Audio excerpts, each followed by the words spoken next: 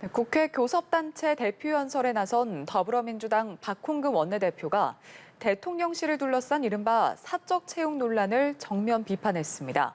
동시에 경제와 민생에 집중하라고 촉구했는데요. 국민의힘은 협치의 의지가 없는 것이냐고 반발했습니다. 보도에 장보경 기자입니다. 윤 대통령의 최근 지지율로 운을 뗀 민주당 박홍근 원내대표. 곧 30%도 무너질 것이라는 예측이 나온다며 출범 2달 만에 정권 말기 레임덕 수준이라는 말로 연설을 시작했습니다. 이후 최근 잇따른 대통령실 채용 논란을 지적하는 데 많은 시간을 썼습니다.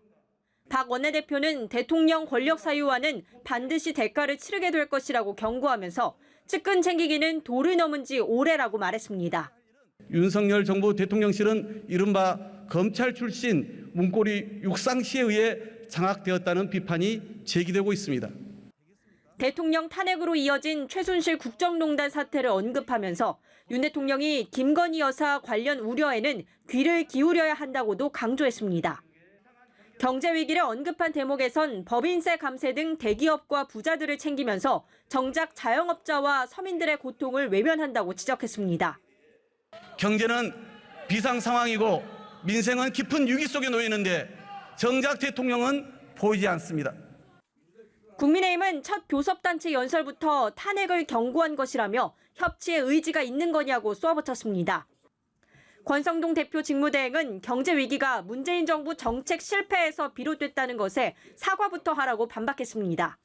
2달밖에 안 된 윤석열 정부의 잘못으로 지적하는 것은 그야말로 내로남불식 태도다라는 말씀을.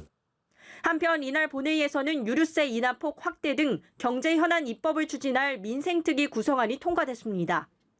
여야가 약속을 지키지 못했다가 다시 설정한 상임위 배분 협상 시한이 다가온 가운데 양당 모두 입장 변화는 없다며 평행선을 달렸습니다.